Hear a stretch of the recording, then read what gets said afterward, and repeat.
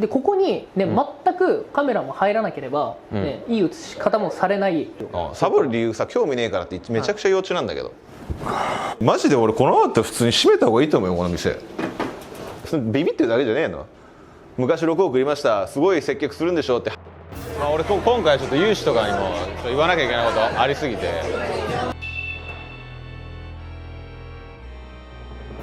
ね、会長にも徳川にも何を知ってんだって。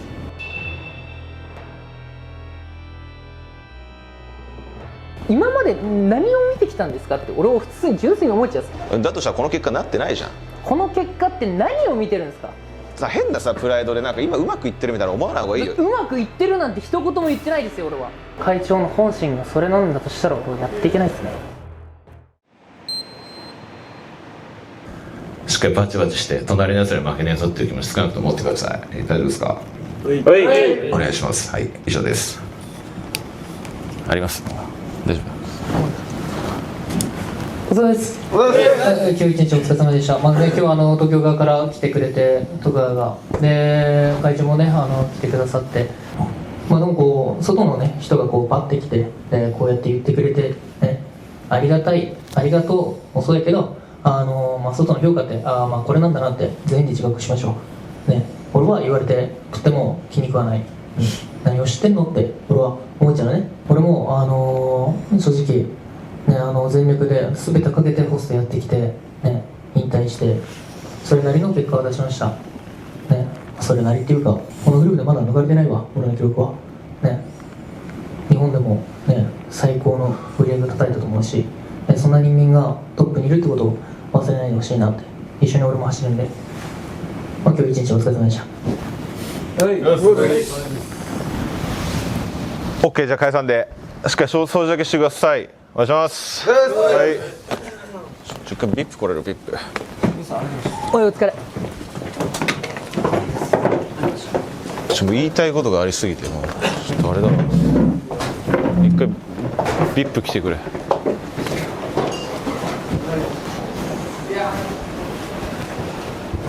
マジで俺このままだったら普通に閉めた方がいいと思うよこの店。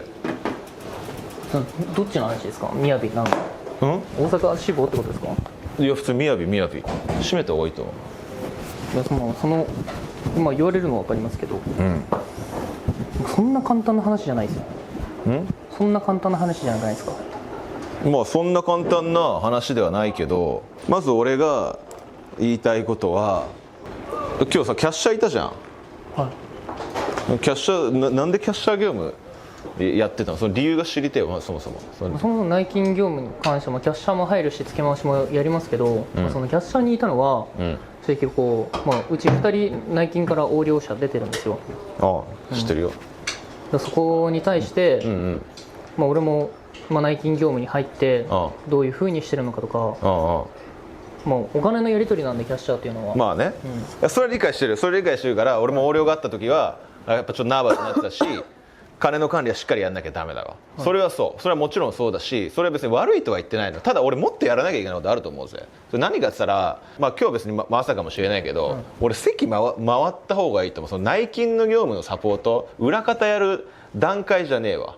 一緒について背中見して新人と一緒に宅回る、それぐらい売ってるやつの接客ってこのレベルなんだなって現場で見せなきゃいけないと思ってるの。俺まだ裏方行くの、2000年ぐらい早いと思うぜ。席回って同じ温度感で仕事しなきゃダメよ。それ見てこうやって接客するんだ、やっぱりプロってすげえなって思わせて初めて成長だから。これさ、例えば新人入ってきますで、教えてくれそうな人が裏方で、雑用やってます、経理やってます、これ誰がさ学べると思う？この店来てもっとさ、なんかかっこつけてないで色気づいてないで、もちろん分かる、言いたいこと分かるよ。その横領出たからそのナーバスになってます、めっちゃ理解できるけど、でももっと表出てガンガン席回って一緒にミスして一緒に滑ってやらないと、まずどんどん保守的になるからさ。もうさ今席ついていた客にバカにされるのさちょっと恥ずかしいと思うでしょ。後輩の前でバカにされたくないなってちょっとでも思ってるとしたらそれめちゃくちゃ良くないと思うし、昨日の正解が今日の正解じゃねえから。ホスト業界3年前にいくら売ってようが今の売ってるやつからしたらもう過去の人でしかないわけよ。俺も言うしもだったら卓について新しいトレンドだったりとか新しい空気感とか常に一定にしておかないと結局時代にずれた接客できねえ偉そうなやつになっちゃう。俺そうなりたくねえから今でも席回るのよ。今でも席行ってたまには接客でミスすることもあるけど俺それが経験だと思ってるからどんだけ恥ずかしい思いするかもしれないけど全卓やっぱなるべく行こうとするのは今の2026年の水準の接客を差別化したくねえから回ってんのよ。分かる言ってる意味。言ってること分かります。だからキャッシャーってなんか会長が言ってるその席を回れのその申し訳ないですけどだって回ってねえじゃん。だってなんでさなんかビビってるだけじゃねえの。昔6億売りましたすごい接客するんでしょってハードル上がってハードル超えられる自信ねえから。いやいやそんなんだって回ってるし実際、別にいいんですけどねそのこう会長が言われることに対しては別にノーは言わないしもちろん言われて直すところはもちろん直しますよ。ただ、もっと接客を教えてほしいわ。俺は本質的なその裏方の業務をやってほしいわけじゃなくてまだ接客がもちろんレベルは低いですよ。求めてるものはめちゃめちゃ高いけど、そもそも、申し訳ないですけどだって接客が、できませんだったらこんなに混まないです。年間を通して、でじゃあ俺が回らないのもでもいや回ってるし実際にじゃあ俺が付け回しして俺が内勤業務やってるのに俺はお客様も呼んで、4択とかかぶらせてでなおかつオンリー埋めしながら付け回し表を持ってオンリー埋めしながらとか、逆に誰がやってきたことあんのかなって普通に内勤からもっと回ってほしいっていうのが来てんのよ。内勤がもっと回ってほしいって来てるわけよ。裏方業務やっていくのに助かるけどもっと接客現場出て教えてほしいって言ってるわけよ。だからこれをやることによってあそこで接客学べんだなになるわけだし、今その裏方にトップが引っ込んでたらじゃあここで何学べんのってなるわけよ。別にさ裏方学びに来てるわけじゃねえわけよ。生の温度感のリアルな接客を見に来てるわけよ。それを学びに来たくてうちに来るわけよ。だからそいつが色気出して裏方引っ込んでたらそもそもここの店で何学べんのになるわけ。学べるやつたくさんいます。俺だって育ててるんで。いやだから自分がトップで率先してまだやらなきゃいけない段階ですよってこと。それは分かってますよ、それもやってる自負がある。だとしたらもうちょっと回ってほしいって俺は言われてる。そのじゃあ回りますよもっと。そこが俺は足りねえと思うよ。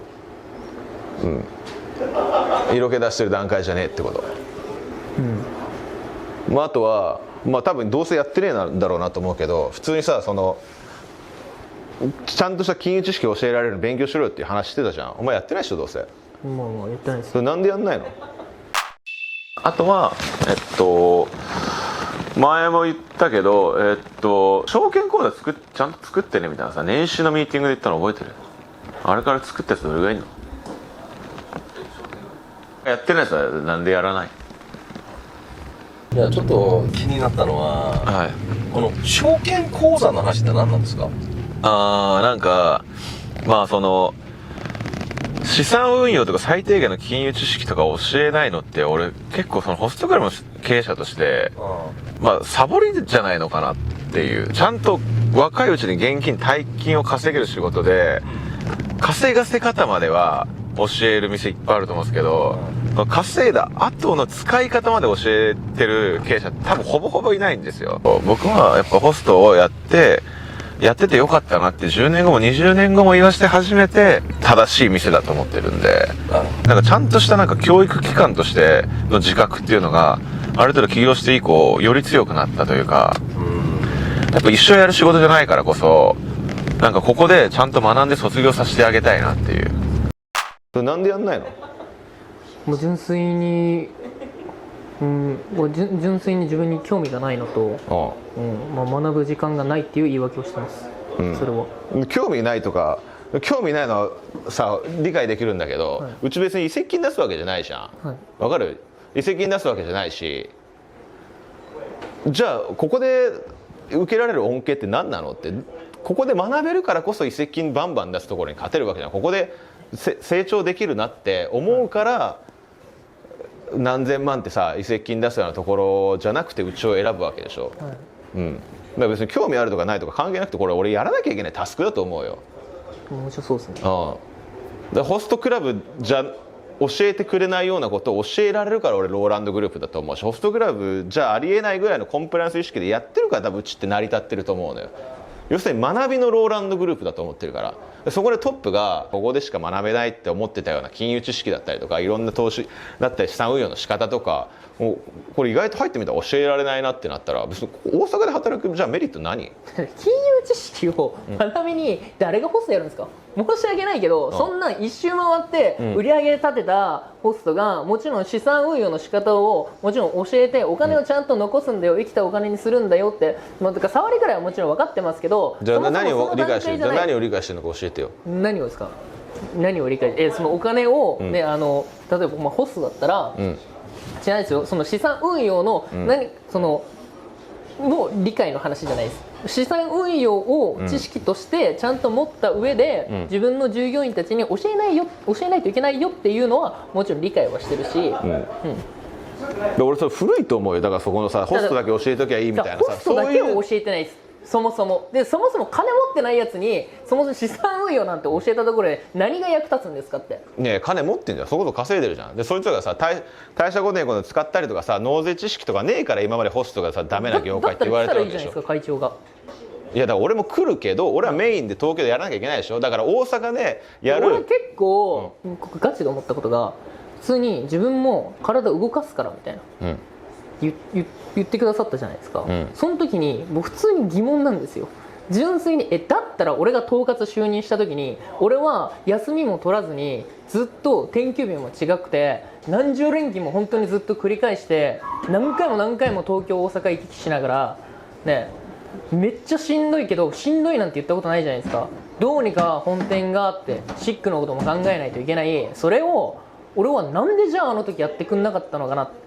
になっちゃうんですよ。俺ももちろん会長が言ってるその資産運用だったりとか、まあ、言われててやらなかったのはそれは僕も、確かに、経営者として次の経営者を育てるだったりとか、もちろん会長が目指してる、ホストだけで終わらないセカンドキャリアに向けた動き、それがもう別にホストクラブを出すなのか、違う業界で違う業種で起業するなり、資産運用してファイヤーするなりなんなりとか、いろんなその選択肢を取らせてあげる。でそこにいやそうだから俺が言いたいのはそこ、別に俺言い訳聞きたいわけじゃないから、ちゃんと言い訳じゃないじゃないですか。言い訳聞きたいわけじゃない。ちゃんとやることやってくださいねってこと。じゃあ俺も言いたいです。じゃあやってくださいよって言いたいんですよ俺は。じゃあ俺がやれって言ったことは少なくともやってくれよ。それをやりますよ。サボる理由さ、興味ねえからってめちゃくちゃ幼稚なんだけど、別にその興味がないからって言いましたけど、もちろんそこに対して、俺が時間を割くメリットを感じられなかったからやってなかっただけです。いやメリットを感じない。だから普通のホストクラブになるんだって言ってんの。だから別にもう言い訳しないでよ。もう普通にさ、ちゃんとここじゃなきゃ学べないなと思うことを増やしてあげてくんない？学びのローランドグループなって言われるような少なくとも教育してくれないかなっていう。今のままだったら普通のホストクラブじゃあどこが差別化できてるのかなって。じゃあ何をうちだからこそ学べることって、じゃあ何、逆に何だと思う？大阪でここにいてさ、うち来たらうちじゃなきゃ学べないことを学べてるなって。本店で何があるんですか？シックで何があるんですか？本店はそういうそもそも俺がいなかった時に1億すら売れてなかった店舗が、俺が何をそんなに比較されないといけないのかなって。もちろん学びの違う質問に質問で答えない。じゃあここの大阪で働いたからこそ学べるなと思う利点、じゃあ挙げてみてよ。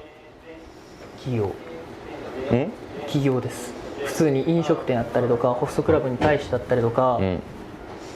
もっとありますよ。俺人としてじゃあ起業する時、じゃあ法人の最高税率とさ個人の最高税率言える？分かんないですね。言えないでしょ。そういうやつが起業教えられると思わねえから。そんな一緒にやればいいじゃないですか。俺だって会社持ってるんだから、そんな一緒に見せて一緒にこうやってやって。俺だってそんな知識ゼロで会長から教えてください、俺会長に教えてもらってないですからね。会長に教えてくださいよりちゃんと自分でやろうと思って全部やったんです。全部。でもそれを別に俺バカなんて覚えてないです。そんな学歴もないしバカだから。でも一緒にやったらいいじゃないですか。これ現に俺だって会社経営してるんだから。いやだからまずそもそもじゃあそこの知識がなかったら起業教えられますって説得力ねえし、じゃあどうやって教えるのって。やりながら教えます、もちろん分かるよ。実績があればできるでしょ実際に。だからそれが勉強しない理由にならねえって。いやもちろんそうです。だから勉強しますよって言い訳して申し訳ないですけど、それはもう分かりました。僕が会長が言うことをやりますよ。だから学びのローランドグループだなって言われるようなしっかり知識をちゃんと。逆にだったら答えてほしいですね、俺にも。何を教えてくれるんですか。俺は何も教わってないです。だから俺普通にまず証券口座作るって言ってたから、いまだに作ってないでしょ。お前じゃない。そこじゃないじゃないですか。てかそれだけなのかなって普通に思っちゃいますけどね。で俺が教えてきた子たちは、多分ちゃんと生きてません？ちゃんとそもそも。いや別に俺教えてないとは思ってないんだけどね。分かんないですね。俺は会長に、現に俺は別に、いや俺は会長に、もちろん全て教わってないじゃないですよ、でも別になんていうの、自分で会長を見て、勝手に学んだだけです。会長に何かをこうだよって俺教わったことないですね。いやだからそういう時代じゃねえから教えなきゃもう。いやそういう時代じゃないってのは分かってますよ。だから、親身になって前に来てますよ。普通に17時18時とか、早くから来て。でももちろん会長が言ってることは全部やります。知識だったりとか、もちろん僕も勉強ができないので、マネジメントスキルもっと教えてあげないとダメだと思う。こういう時にこういうジャッジをしてます。マネジメントっていうその言葉すら俺はもう使いたくないんですよ。気持ち悪い。普通になんか管理してるみたいで、普通にプロデュースしたいんですよ、一緒に。まあ別に言い方は別に表現の違いだからいいんだけど、別に裏方で話す会話は別にマネジメントが一番さ理解できると思うから、あえて使ってるだけで管理してると思ってるわけじゃないの。人と接するじゃコミュニケーション能力しっかり学んでくださいよって。例えばいろんなトラブルあるでしょ。トラブルの対処だったりとか、俺結構教えてるつもりなのよ。背中で見せてるし、こういうジャッジの時はこういう風にした方がいいんじゃないとかさ。それやったじゃないですか、俺が本店でシックで。なんかそういうちゃんと教えてほしいわけ。大阪でちゃんと言語化して、こういう時にこうやって説明するんだよってことを教えてあげてほしいし。うちの子たちの方がしっかりしてますよ。だとしたらこの結果になってないじゃん。この結果って何を見てるんですか。だからまず人数少ねえし、離脱も出てるし、よくないじゃん。変なさプライドでなんか今うまくいってるみたいな思わない方がいいよ。うまくいってるなんて一言も言ってないですよ俺は。うまくいってないよ。うまくいってないよ。どう言ってないじゃないですか。うまくいってるよって、だから自分ができますみたいなマインドだから。できますも言ってないです。だからゼロからやってるんじゃないですか、一緒に。俺がサボってます？休みもしないし全部やってるじゃないですか、ゼロから。勉強してないのは俺が悪いです。それはだから勉強します。もちろん勉強しますけど、で頑張り方をだから変えてくださいって頑張ってないなんて言ってないんだから、頑張るところがちゃんとポイントでありますよって、もっと接客に対して教えてリーチしてあげてほしいなっていうところと、しっかりここで学べるなって思うことをちゃんと言語化して、ここだったらこういうことが学べますよって求人で説明できるようにしてほしいわけよ。求人でここ何学べるんですか、お宅の店何学べますかって言われた時にちゃんと明確に言語化できるものがないと求人取り負けますよってこと。でもそういうことやるんだとしたら会社上げて やろうよじゃないですか。俺何回も言いましたよ。だって大泉から言われてるじゃないですか、英会話ってやりましょうよってとか。なんかちゃんとコンサルしてくれる人を呼んで全員で学ぶ時間を作った方が早くないですか。別に、学ぶ時間作ってもいいけど、まず少なくとも自分でこういうことを教えられるなってことを言語化して、オーナーだったり責任者が言えない。それは分かりましたよって、やります。それをやります。それやりますよ。話終わるじゃん。 OK、あとこの今の現状で俺は正直言うと、顧客満足度ってものを考えたらこの人数でやっていくのは俺めちゃくちゃ現実的じゃないと思う。内部でこれ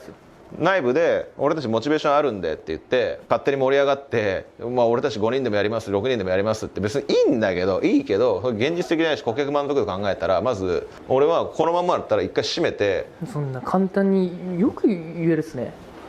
いや別に簡単じゃないけど。簡単でしょ。じゃあ本店がじゃあね7人9人になった時に、じゃあなんでその判断しなかったんですか。じゃあなんで俺のこと呼んだんですか。大阪から大阪を立ち上げた3ヶ月しか経ってないばっかの大阪からなんで俺を抜いて東京に呼んでその状態の東京をやらせたんですか。閉めるっていうか合併した方がいいよってこと。ここやる意味ないから、この人数だったら。全然あります。いやないでしょ。ありますよ。まだ死んでないじゃないですか。死んでないはそれうちの話で、じゃあ顧客満足度初回も入れられない、ヘルプも少なる、別に5人で従業員がどう思うかでしょ。で俺がどう思うかじゃないですか。従業員がどう思うかじゃないの、お客様がどう思うかだから。いや普通にこの人数だって、例えば枝5枚来たらどうするの。いきなりさ団体でさ6名とかさいや入れれませんよじゃないですか。来てるお客様の来てるお客様、みやびがオープンした時のお客様は、あの時のみやびはすごく素敵だったよって、静かだしコンセプトに合ってるし、そこから徐々に人数を増やしていくっていう段階でじゃないですか。だってオープンしてまだこんだけじゃないですかは言いたくないですけど、別にそれをなんかこう、いや頭ごなしに、いやだったらもうこれ閉めた方がいいでしょって言われるのは、俺は今まで何を見てきたんですかって俺は普通に純粋に思っちゃうんです。シックを閉めた時とわけが違うんですよ。いやだからそもそも俺がここ閉めた場合は俺が空家賃払うわけ、ここで内装1億かけてんだから、そんな簡単にジャッジしてるわけじゃない。普通に考えてこれ合理的じゃねえなって思ってるから、一旦まず合併しないと、まずお客様がかわいそうだわ。顧客満足度が下がっていくし。そうですか、だからやりたいんだってやりたい、そういう風に見てるんだったら、やりたいんだったらやりたいでもいいんだけど、だったらちゃんとそれなりの結結果で、果を持ってきますよって何回も言ってますよ俺は。じゃあ目標決めてよ。なんですか目標って。いやなんで俺が決めないといけないんですか。でそうやって言ってくるんだったら会長から言ってくださいよ。それに到達するから絶対に。まあ4月までに、年度末までに20いなかったら俺閉めた方がいいと思う。てかそれできないんだったらそもそもこの店やるのしんどいと思うよ。だからまずやらなきゃいけない課題としては、しっかり求人でこういうことを学べますとか、うちにしか学べないノウハウっていっぱいあると思ってんのよ。うちにしかない強みあると思ってんのよ。それをちゃんと言語化して伝えて、ここだったら2年間3年間いたら一人前の人間になれるなっていう、そのめちゃくちゃ俺たちが持ってる武器をちゃんと言語化して説明できないことが、俺求人で今魅力がないと思われてる理由だと思うのよ。だから俺はそこをちゃんと、うちだったらこういうことを学べますって自信を持って言えることを。誰がホストを選んで分かんないですけどね。会長はじゃあどうだったんですか普通に。だからうちでホストやりたいことってさ、ガツガツゴリゴリホストになりたいことじゃなくて、何か学びたい、成長したいってこと来ると思うよ。そうです、うちの子たち全然そうじゃないですか。だとしたらちゃんとこういうことを学べますよっていうことを PR していかないから、今求人で引っかからないわけよ。求人で入ってないわけでしょ。そういうことをしたいから何回も俺2年間言ってきましたけどね会長に。それがお前がやってないからだろってね、その一言で言ってくるんだったら、もうそれはもう僕も反省して、じゃあ意識変えるし俺やりますよ。でそれを やろうぜっていう話よ。それが求人の俺は魅力が足りないところにつながってると思ってるから。逆にそれさえ伝わればちゃんと人って増えると思ってるから。どうも増えてないのにグループ全体で。いや俺は特にここはひどいなって思ってる。もうでしょうね。だから何を学べるのかをちゃんと教えてくださいってこと。ちゃんと俺はダメだよダメだよって言われることに対しては別に分かりましたを、もうその評価だからあれですけど、そのダメだよダメだよダメだよじゃなくて、なんかもっとちゃんと見てほしいですね。地方の出店の新規店でいろんな原因をあぶり出してほしいです。ダメなところだけを指摘されるのは気に食わない。ダメなところあるなんて分かってるんですよ。それに対して日々どういうふうにね、これ問題解決しよう、向き合わないといけないな。その中で何個か会長からしたら俺に原因があると。それは僕も言われて、確かに俺が甘すぎましたよ。それは、自分に対してはあぐらかいてたのかもしれないですけど、そのダメだよダメだよダメだよだけじゃなくて、どこに原因があるのかをちゃんと見てほしいですね。東京歌舞伎町にある本店シックで、シックっていうのはスタープレイヤーがたくさん生まれた場所であって、そこからの復権ストーリーだったりとか、ね、いろんなものがあるわけじゃないですね。ね、それ言い訳したのは分かるけど、結局言い訳じゃない、言い訳じゃなくて俺の話をちゃんと聞いてほしいだけです。いや聞いてるけど、どこが聞いてるんですか。俺ずっと聞かれてないですよ全く。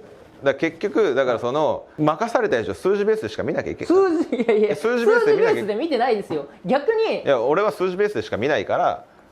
わかる？だからじゃあ数字ベースで見るのやめてください。数字ベースで見たら100点満点中できてないでしょ。だからこれを指摘してるわけよ。それは24時間さ365日一緒にいるわけじゃないんだからさ、細かいポイントなんて分かるわけないじゃん。分かるわけないけど、例えば来てみたら清掃状況悪いから1週間前にできたひびなのか分かんないようなところあるとか、もうそういうさすげえ細かいところなのよ。いきなりどうやって直すんですかすぐ。どうやって直るんですかすぐひびなんて。治んないよ。治んないけど、俺が問題なのは防犯カメラで遡ってくださいねって言った時に幅が広くて、これは遡れませんって言われた時に、これちゃんと清掃してたら、昨日はなかった傷なのに今日はあるなで、この日だなって分かるけど、あれいつの間にかできてるって、これ何を意味してるかってちゃんと掃除してないよねっていうところ、めちゃくちゃ甘いよねってこと。だからそういう細かい積み重ねが いきなり来てパッと視察するからこそ分かる、内部にいるからこそ見えないことって見えると思ってんのよ。俺はそんなの分かりますよ。俺も指摘しますからね、それは。いつ気づいたのって、なんで毎日やってないって、そんな当たり前に分かるじゃないですか、そんな。でも気づいてないからこうなってるわけでしょ。だから気づいてないから指摘してますって。でも改善されてないからこの状況なんじゃないの。いや、この前ですよ。改善されてるから綺麗なんじゃないですか。でも動画も言ってたじゃないですか、トイレとかチェックしてたみたいですけど、誇りなんてないですよ。うるさく言ってるから。いや、それは素晴らしい、それは素晴らしいけど、一発目に俺も一緒にトイレ掃除してね、掃除お前甘いんじゃないって、誰がトイレ掃除教えたのって、そんなゼロからやってます。ごめんなさい、会長が求める頭のいい経営者ではないですけどね、僕は。だからそうにはなりますよ。だから多分その自分の我が子が可愛く見えるのは分かるけど、外部から見たら可愛いから言ってるわけじゃないですよ。外部から見たら足りないよって。じゃなくて、だとしたらもっと来てくれよって話なんですよ。ね、もっとまあそれは会長が助けるよって言ってくれたのは俺は嬉しいですよ。いやだから物理的に限界値があるでしょ。で俺は別に言いたくねえけど、ここと言わないと今の現状数字的に人数的に100点じゃないじゃん。100点じゃない。それは分かってます。100点じゃないこと自覚してねえから、その言い訳出てくるわけで、俺が指摘してるのは言い訳じゃなくて俺の話をただ聞いてほしいだけです。言われたことに対してはやりますよ。俺は別にノーなんて言ってじゃあそれでいいじゃん。それでいいじゃん。だから俺は求めてるんですよ、会長に対してもっと。俺は会長が変わってしまったなって思ってるだけです、普通に。で別に何も変わってないの。その熱量あるしさ、別に締めるっていうのはさ、俺がさそんな簡単に締めるって言ってるわけでめちゃくちゃ悔しいよ。会長がお金出しててどんくらいかかってるのかも全部俺は分かってるわけじゃないですか。だからそんな簡単に締めるなんて言うわけないじゃん。俺は締めたくないわけよ。だったらさ、協力してさ、4月にさ20人増やそうぜっていうその目標に頑張って、何が足りないのかを話すべきじゃないので、俺が指摘したのはいきなり来たからこそ分かる課題点、こういうとこ甘いよってことを指摘してるし、まだ求人として訴求するには教育って面だったら弱い部分あるから、これは改善しなきゃねっていうところの話をしてるわけよ。分かりますよ。それは分かりましたからの俺の話です、会長に言ってるのは。じゃあ何よ、聞いてあげるよ。だって今散々言ったじゃないですか。その会長がダメだよダメだよ、ここはダメだよダメだよねって言われるところ分かりましたと、でも他に原因をちゃんといっぱい洗い出していかないと、そもそもじゃあ大阪ローランドグループができて、歌舞伎町ザクラブ本店が1店舗目できました、2店舗目にシックですで初の地方出店をしました、で地方出店しましたで、地方でやったことがないんだから、会長がその感覚なんて分かんないじゃないですか。地方がどういう風な流れがあって、どういう風な女の子が来て、どういう風な男の子が働くのか、どういうホストが大阪南っていう土地で働こうって思ってるのかもリサーチしてます。でそれだって別にさ、現場の責任者がやる仕事じゃないの。でそうですよ、で俺は何回もだからこういうアプローチをしたいです、アプローチをしたいですって、いやこれ何回も言ってますよ。じゃあ何したいの、もう一回教えてよ。いやもうでいいです、自分でやってるんで。だから教えてよ、共有してよそれ。いや何回も案出しててノーじゃないですか。じゃあ教えてよ。できないんだとしたら、自分のお金を自分のねポケットマネーはたいてでも全部やらないといけないわけじゃないですか。違う、俺の質問の答え、どういう人がこの業界で働きたいと思ってるか教えてよ。ローランドグループ、さっき会長も言ってましたけど、ね、ここで何かを学びたいなとか、他のホストクラブで働きたくないなって思ってる子たちがうちに集まるわけじゃないですか。そんなん東京の頃からそう、それ共通認識だ。俺もそれ多分一緒だと思う、理解は。でここに、ね全くカメラも入らなければ、いい映し方もされない。じゃあどういうふうにすればいいのか。当たり前に入るのなんて本店シックじゃないですか。でうちの子たちは、でもそれでももちろん恩恵はありますよ。その中で、こっちも個人 YouTube でたくさんいろんなアプローチを しないといけない、従業員たちも。だけど限界があるんですよ、絶対に。限界もあれば正直、嫉妬や妬みなんて生まれるじゃないですか。そこ多分言い回しのさ違いでさ、なんかいや映りゃ現にじゃあプレイヤーやってみたらいいじゃないですか。ここで映りゃ出れますよみたいな、映りゃ出れますよなんて言ってないです。映りゃ売れますよっていうところとかじゃなくて、俺が言いたいのはあいつら能動的すぎるわけよ。自分で仕掛ける努力しないじゃん。別にローランドグループいたら売れると思ってる、あぐらかいてるだけだから、そこが問題で、だからローランドショー来ないですよねっていうさ、そういう不平不満が出るわけよ。いやそんなんさ、別に来たら来たでいいかもしれない、来なかったら来なかった、お前自力で売れよっていうさ、それぐらいのプロデュースをするところにうちの看板が掛け算になるから、俺はいいものになると思ってるわけよ。だから今話題にならないのだって、別にあいつらが何も能動的な仕掛けをしねえから、ただ映されるの街だから面白くねえコンテンツになってるだけで、誰がじゃあ普通にインスタグラム1万人いるのって誰が TikTok1 万人フォロワーいるのってさ、俺普通にこれぐらいのさ、逆にじゃあローランドグループで誰がいるんですか、俺以外。だから俺はだからその能動的な仕掛けが少ないよねっていう話。本店とかシックもそうじゃないですか。本店今大阪の話してんだよ。だから大阪でそういう不満が出てますっていうのだとしたら、じゃなくて、そういうふうに思ってしまうのはしょうがない、そんな人間なんだから。だからそこをさ、自分たちの努力もありますよねっていうさ、売れるやつはどこへ自分たちの努力ですよねなんて、もう腐るほど言ってきてます。もちろんその SNS こういうふうにしたらいいんじゃない、こういうふうに自己プロデュースしたらいいんじゃないっていう。じゃあ本部は東京の店舗だけなんですかってサポートすんのは。逆に何してくれてるんですか。俺はやってますよ、そこに対して。その何もなくても自分のお金ね、全部ぶっ込んでますよ。全部失敗してますけどね、成功してないです、全く。でもそれでもいいんですよ。彼らがローランドグループに対して愛がなくなってしまわなければ別にいいな。誰かがやってくれてるからもちろん頑張ろうって思ってくれてますよ。能動的にはまだ動けてないかもしれないけど、だからそこのマインド、結局売れるやつどこでも売れるなってと、看板がでかければでかいほどそれは確かにプラスアルファだけど、あくまで自分だなって思うマインドそれは分かってますよ。をもうちょい植え付けてほしいわ。代表が言いたいのってあれじゃないですか、そのグループのおかげで売れる、グループのがこうだから売れないじゃなくて、グループはここまでしてくれてるって男の子に思われることも一つ大事って話じゃないですか。そうだからグループでそこまでやってますよ、俺ローランドショーであり、例えばその現場間で教える、例えば徳川に車買った方がいいんじゃない、こういうふうにした方がいいんじゃないって、俺プロデュースだと思ってるわけよね。わかる？そのここでしか学べない自己プロデュースの仕方ってあると思うわけよ。ただ単純にここにいたら普通になんとなく脳死で配信してても金入ってくるなって思ってるやつが多すぎるのが良くないよってこと。でも俺が思ってる本質はそこじゃなくて、求人のことに関してで、求人が取り負けてる理由はここで学べるものに対して弱いよねっていう、そういう問題提起なわけよ。ここで学べる何かっていうことをみんなが共通認識でもう理解できてないのが問題だし、その責任者もこういうことを教えられるなんてポンポン出てこないことが問題っていう。それはさ、こういうことを教えられますよって自信持って自信満々にプレゼンしてくるところに行くよねっていう意味わかる？俺は教えてくださいって言われたら、俺にしか教えられないこといっぱい教えられるなと思うから、求人で入ったらこういうことを教えてあげる、聞いてきたら教えてあげるよって言えるし、現にそういうことをホスト やりに来てるんだから、ホスト教えてくださいって言ったら申し訳ないけど、俺は会長よりもっとホストのこと教えれますよ。どうやって売れるのかとか。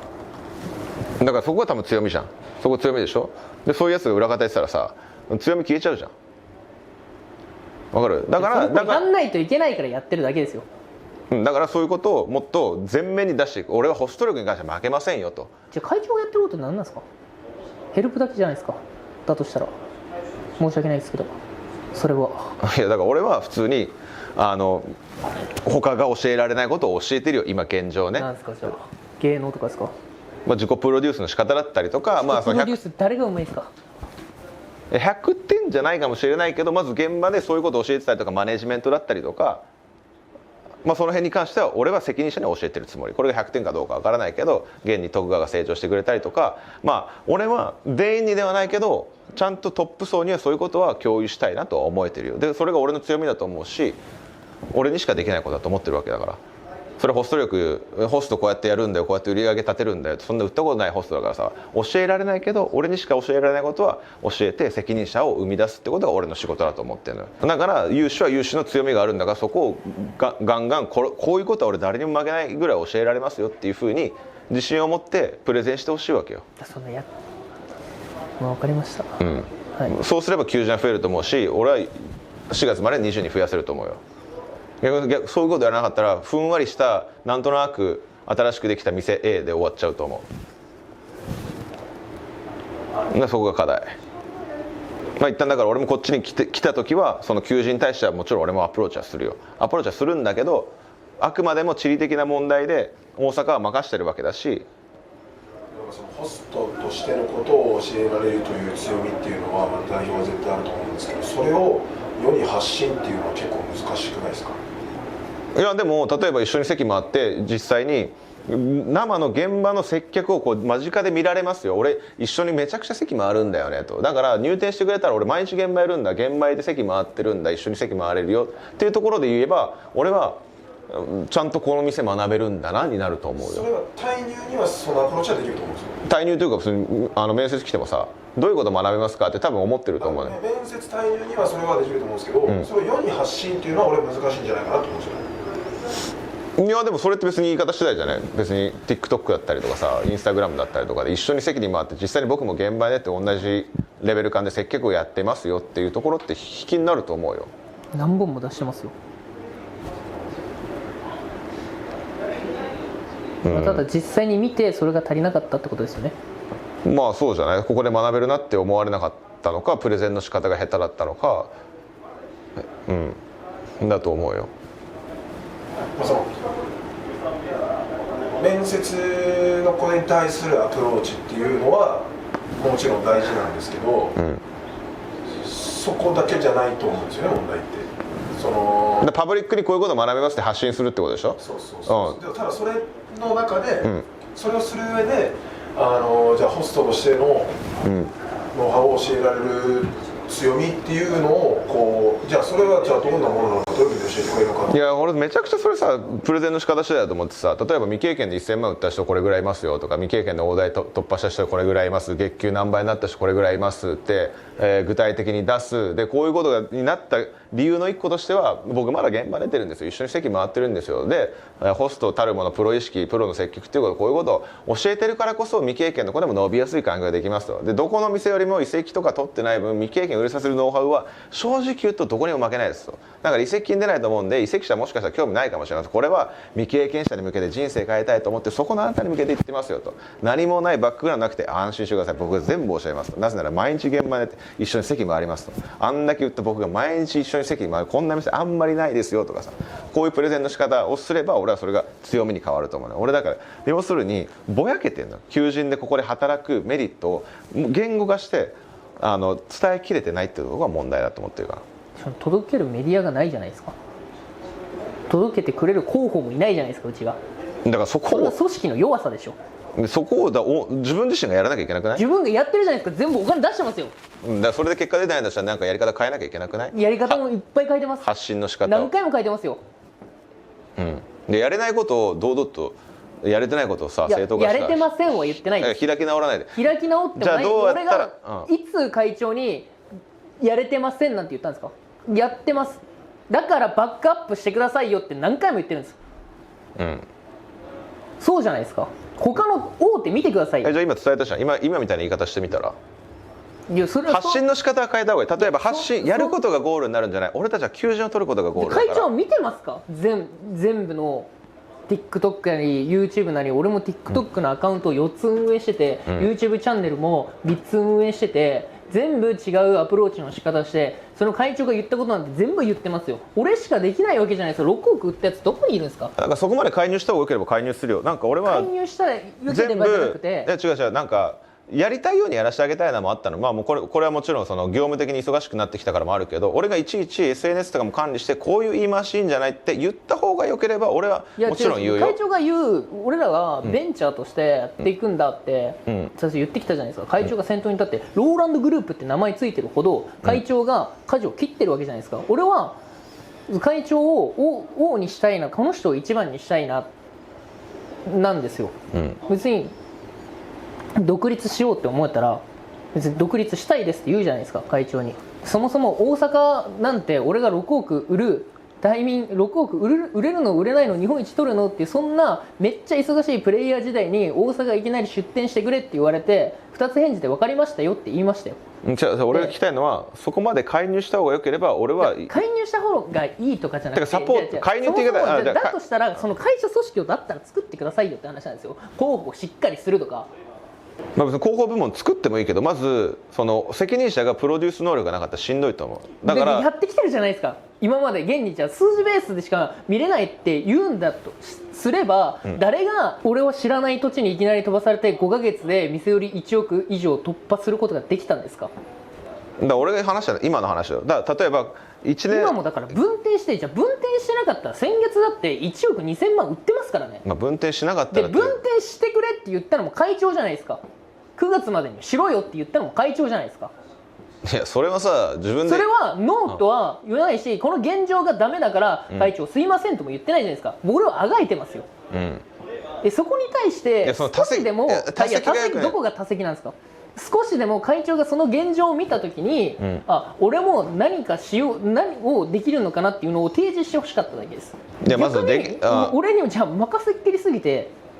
何を言ってるんですかってなるわけじゃないですか。だからもっとサポートしてほしいんだったらそう言ってほしい。俺はやりたいようにやらせてあげたい、この好きな内装を作りたいから金出してください、別にいいよ、もちろんやりたいことを応援してあげたいもんで、実際蓋開けてみてうまくいかなかったらなんかこれ分店しろって言ったじゃないですか、それめちゃくちゃ大切じゃない。だからそんなこと言ってない。今会長が言ったからそこに対して言ってるだけです。いやもうちょい責任感じてほしいな。責任をもうちょい感じろっすか。いやだって今のだって多責に聞こえるわ。別になんかいや責任感じてない人は閉じたくないと思わないですよ。いやもちろん意味わかるけどなんかいやローランドが分店しろって言いましたよねって、俺それ違うと思うよ。それ違うと思うし、まあ別にそれはまあ一回置いといて、例えばプロデュースをもっとしてほしくて俺のアイデアが欲しいんだったらもちろん俺は助けるよ。それはもちろん会長のアイデアが欲しいとかじゃなくて、そういうのであればしっかりとした組織を作りましょうよっていう話をしてるんです。それは2年前から言ってます。ただそれ現状何も変わんないわけじゃないですか。で俺が試行錯誤、じゃあ俺が何もしてなかったらですよ、何もしなかったら会長が言ってることは正しいと思います。何もしないと言ってない。ただ俺は結果が出ないんだったらやり方変えなきゃいけないし、そのやり方が分かんないんだったら結果を出してきてて今つまずいてる段階じゃないですか。そうだから何か変えなきゃいけない時期でしょ。だから過去に成功しちゃうと、過去ができたからって過去の数字とかにとらわれちゃうわけよ。今を見なきゃいけないし、今現状うまくいってないから何か変えなきゃ。今も未来も見てます。過去なんて一度も見てないです。じゃなかったら過去の数字そんな言ってこないから。過去は過去でいいのよ、うまくいった。それはもちろん一度でも言いました今まで。いやだから例えば5ヶ月で1億売ったとか、それはもちろん今まで素晴らしいことなんだけど、今までって言ってるんですよ僕は。素晴らしいんだけど、今現状うまくいってないんだったら何か変えましょうねの問題提起だから。それは分かってますよ。だから変えましょうがさっきから代表が言ってるメディア部門の話なんじゃないですか。しっかりとした広報を作って、だから広報作るのはいいんだけど、そもそも上のやつらがその広報の自分でプロデュースできる能力なかったらどうやって広報に指示出すの。プロデュースしてきたじゃないですか。でそれ今結果さ、今現状出てないところが分かんないわけでしょ。そんなじゃあずっとうまくいってるんですか。他は会長もずっとうまくいってたんですか。だから今変えなきゃいけない時期なのを自覚してないから。自覚してるからやってるんじゃないですか。だから何か変えようってそういう前向きな話すりゃいいのにさ、なんでいちいち反抗してくるのかなって俺理解ができない。反抗じゃなくてこれがもう反抗だと取られるんだとしたら、俺はもう何も言えないし何もやれないです。あとうまくいってない現状やります。これ理解してるでしょ。理解してる。で何か変えなきゃいけないよねと、発信の仕方間違えてるかもしれませんよねっていう。普通に撮影だからやってるんですか。普通にそれが本心だとしたら俺はマジやっていけないですよこれ。撮影だから関係なく。関係なく会長の本心がそれなんだとしたら俺はやっていけないですね。ちょっとおかしいです。その何か変えなきゃいけないでの代表の提案は会長の中では違うんですか。どういうこと。その何か変えなきゃいけないよねの会長に対しての代表の意見があったじゃないですか。その広報だったり。だからそれは会長の中では違うんですか。だから広報作ってもいいけど、トップがそもそも理解してなかったら、プロデュースの仕方だったり何がいけないのかまで理解してなかったら、俺は広報作っても広報に指示出すのって使う側で雇用する側でしょ。なんか別に広報に丸投げしてもいいんだけど、広報に丸投げするのはリスク高いと思ってるから、ある程度の知識だって何がいけないのかを。そこは広報を立ち上げるんだったら立ち上げるにあたって全員でやるべきじゃないですか。それは会長も含め代表も含め。まあ別に俺はトップができないという判断だとしたら、それこそそこは会長も入ってほしいし。で俺が思ってるのはトップがちゃんとマネジメントプロデュースを理解してないのが問題だよねと思う。その広報を作るにあたって理解に踏み込むもう俺一個じゃだと思うんですけど。まあだから別に広報作ることは別にだってやらないと学べなくないですか。だってそのやるっていう段階がその広報を作って何をするかじゃないですか。でも広報って別に今現状のさリソースでできるくない。自分の外注でってことですか。外注でっていうか自分のインスタでさどんどんさ求人なんか取ろうと思って取れるわけじゃん。自分のプロデュースがうまかったらこういうこと学びます。この人例えばキャストでもさこの人と働きたいからって DM 送ってくるとかあるわけでしょ。だから俺広報を作ったからってじゃあ逆に広報でどう機能して店アカウント運営してそこに DM 来る DM 来させるようにするってまあ別にいいんだけど、それでも別に個人でできることまずあるよねっていう。だこれ候補作ってじゃあ逆に何やったらいいんだろうになると思う。店アカウントまずじゃあ作るかって言って別に個人アカウントで上げるような内容を店アカウントで上げるみたいな形になるんだとしたら、まずは求人をガンガン取りに行ける自己プロデュースを自分のアカウントでやる方が早いかなって思う。なるほど。その俺の中でのイメージってそのローランドグループだからこその強みっていうのは、会長がいるからこそそのじゃあいざこういう問題にぶつかった時に、もしかしたらその RBL とかでも使ってるような広報の力も借りれたりするんじゃないのかなと思ったりもした時はあったんですよ。いや4店舗だとね費用対悪いと思う。あれ150店舗ないと多分そもそもその広告の費用対合わないから、4店舗であの広告を打つっていうのはもう超非現実的だって。あれ広告料とかかかってるから毎月あれ出稿するのは。そうなのよ。なんか超リアルな話するんだとしたら普通に自分のアカウントを超強化する方が早い。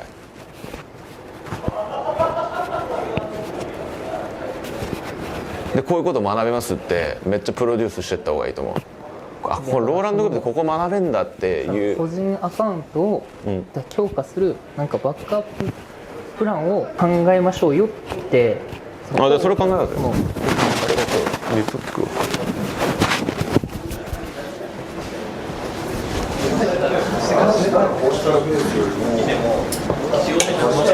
忘れてたこれ。お疲れ様でした。